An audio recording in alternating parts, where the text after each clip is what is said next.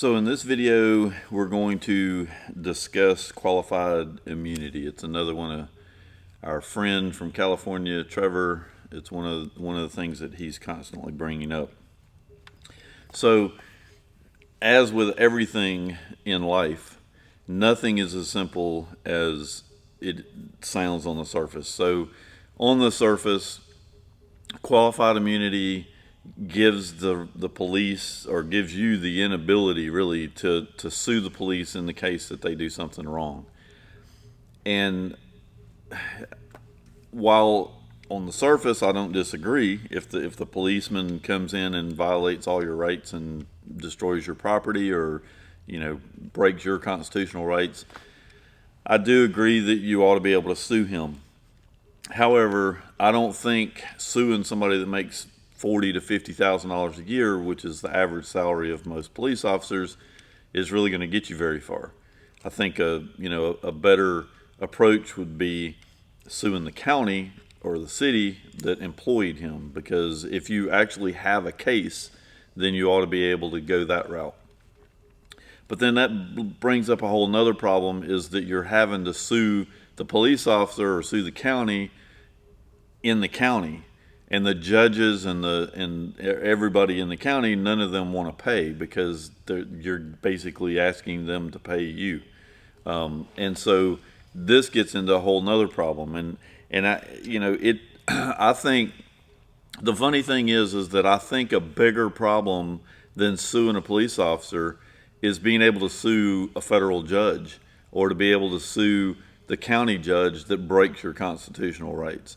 And I don't, it's like in my life, I've had three situations where I had to hire an attorney. They were almost always, well, they all were related to business.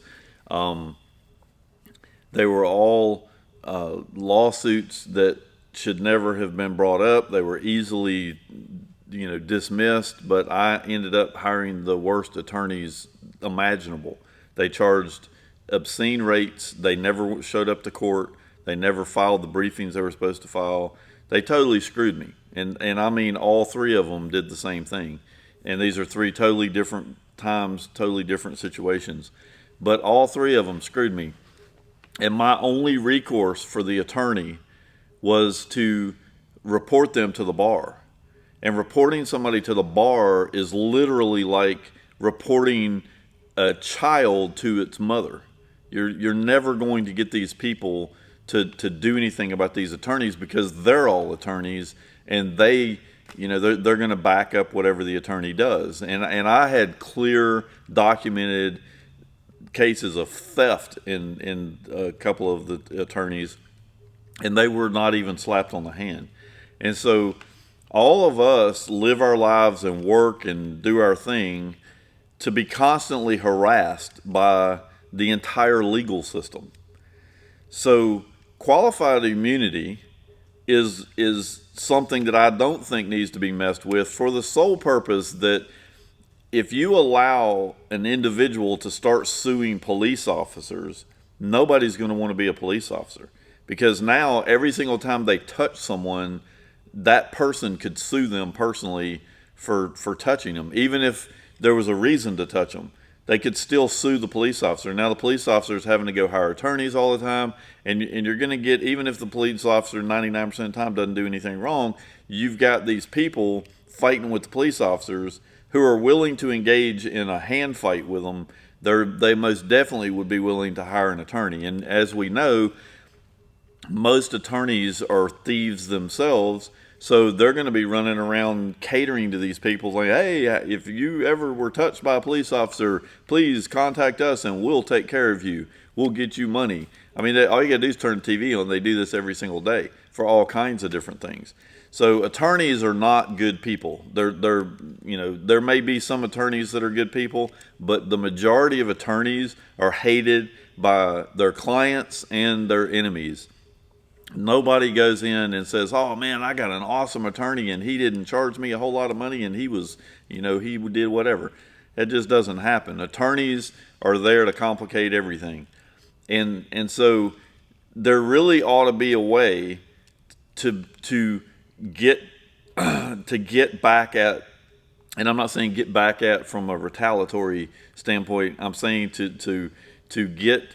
I'll give you an example. So Michael, the General Flynn, he was prosecuted illegally from the very beginning of his trial. He was completely illegally they tried to put him in jail. Every single thing about his case was illegal. And right now, so he ought to be able to sue the government because they broke his constitutional rights and made up a case. They knew it was made up. The FBI, the CIA, all of them knew it was made up. But because of his position, they went after him anyway. They threatened the life of his child, of his son, to be able to get him to sign a guilty plea. The judge right now is completely breaking the law and will not dismiss the case because he's an idiot. He's an activist judge who's not following the law, and there ought to be something that you can do to that man. They're much more wealthy. They're much more, guilty of what's going on. And if there was something that we could do to get to them, then you'd have a better chance of being able to take care of the smaller problems. Because at the end of the day, there ought to be a way that if the police come in and do something just completely stupid and and break your constitutional rights, there ought to be a way to get something in return. They should not be able to just willy-nilly come in and do anything they want to. So there are problems here. I don't think qualified immunity is the solution because you're going the thing about qualified immunity is you're going from having this huge massive problem, and instead of going after the problem, you're going after the little guy up here in the front line, because the problem isn't him, it's their employer. It's the county, the city, the judges. It's who employs them and who supports them. They're the ones that you ought to be able to go after. And it just doesn't make any sense to me to go after the peon, because the police officer, at the end of the day, he's doing what he was told. He's got a manager that told him to do this, his higher up. He's got the county, the city, the entire system is corrupt in that standpoint. To say it's systemically racism is about as ignorant as anything that I could ever think of calling them, because that would insinuate all kinds of things that just don't make sense. So the systemic racism argument is dumb. I don't know who came up with that term, but and I want to mention something else too. Calling something a name with no evidence whatsoever to support it means nothing. It's like somebody coming up and calling me a racist. It means nothing. You have no evidence. Like people calling Trump a racist. They have zero evidence of any time in history that man has ever said anything bad about a black person. He employs black people all over the place. So to call him a racist makes no sense whatsoever. It's ignorant. It's like a little school kid, calling you a name because he can't think of anything else to do because he's ignorant. There's no difference. So all of you people that are running around talking about systemic racism in the police department, you're a moron. So you should just get over that and focus on the big problems. There are huge problems, and the General Flynn case is just one example. You could go down to look at the judge in the Roger Stone case. That person is another activist judge. There ought to be something that we can do to destroy these activist judges. You should be a judge and rule only on the law. Your personal opinions and your feelings should not come into play when you're hearing a case. So if you're going in and listening to this case and then you get involved in the case, you're not a good judge. In fact, you should be in jail yourself, or at the very least relieved of your duties. So there ought to be something that can be done to start addressing some of these problems, because these problems involve all of us. It's kind of funny when you really sit back and think about it. Is all of us are humans. We're all involved. We're all Americans. We're all living here in this country. But the people that we pay to do a certain job take advantage of us every single day. Like, we have put them in a position of power. We put them there, and now they're taking advantage of their situation to take advantage of us. And it's ironic that we allow this to happen. I mean, it really doesn't make any sense at all. Even the city councils, who they get elected to the city council, and then they make decisions for the entire city without getting the opinion of anyone, like Chicago or wherever the hell they are, that completely disbanded the police department. Without their citizens don't want the police departments gone. How are you gonna enforce any law on the books without a police department? It doesn't make any sense. But they got rid of the police department on their own. Those people ought to go to jail for breaking the law. So, up here in a local town in McDonough, in McDonough, Georgia, they got rid of the statue that was in the square only because a bunch of punk ass kids were coming up and complaining about it. The council up there got rid of the statue, and they never held a hearing. They never discussed it. They never did. They, on their own, made a decision to remove the statue. And what the statue is doesn't even matter. It's more the fact that you've got these government officials stepping into our world and involving themselves in things that they have no business doing. And we have no recourse. We have no way to get back at them. And everybody says, oh, well, you can elect somebody else. Well, no shit. But that doesn't solve the problem that these people got away with something that they should not have been able to do. So they ought to be taken to court and sued, or whatever it is that you're going to do to them criminally. But we don't have any way to do it because the entire system is corrupt. Everybody sits around and says that, oh, well, in the United States you have a legal system that protects your rights. Well, that might have been true a long time ago, but it is not true today. There are plenty of high profile cases that, I used to sit back and think, well, they can't get away with this. They're not, this is ridiculous. They can't do that because if they go to court, they're going to lose.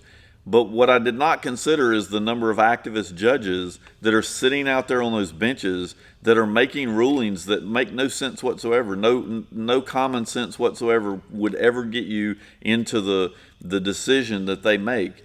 And yet they're there. And they do their bullshit every single day, and we have no way of relieving them of their duty. I mean, they should be fired. I shouldn't have to wait for an election. That person should be fired for the way that they acted.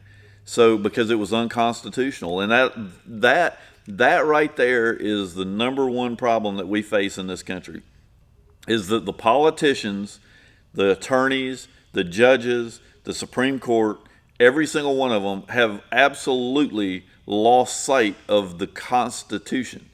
And everybody likes to talk about the Constitution. It's like, that's just an old bunch of papers. The Constitution is what formed this country. And the farther we move away from the Constitution, the less of our country we have. And us sitting here and watching these people do this is criminal. I mean, we literally are going to end up in a country like Venezuela. And for what? Because we were too lazy to get off of our asses and go down to Florida and say, hey, judge, and that did the Roger Stone case, you're absolutely wrong and you should be removed from office immediately. I don't know how you accomplish this. I don't know exactly what, but we ought to try because we've never tried it before. We need the politicians to understand that we are the ones that are in control, not them. We did not wake up in the morning and voluntarily give, well, we did voluntarily give them the power over us to break our constitutional rights. And yet they do it every single day. And I'm talking to Democrats and Republicans. My mom and dad used to argue with me because I kind of stopped voting for a while. And my argument for not voting was that it really didn't matter which party I voted for because they were all snakes. They were all, the only difference between the Republican Party and the Democrat Party is that they both move you to the same place, but the Republicans move slower. The Democrats are hell bent, they're ignorant, and they're hell bent on just getting there. They have no intelligence whatsoever to base anything they do. They just do it. And there goes the air conditioner. Sorry, I'll finish this up. But the problem is that the Republicans and Democrats are all the same. So there's really nothing to base and say, oh, these guys did this and look what these guys did. Because if there was a distinction, we all wouldn't have such a problem with who we were going to vote for.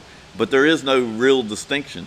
The Republicans are more intelligent and they are more thoughtful about some of the things that they do, but in the end, they almost always end up in the same boat.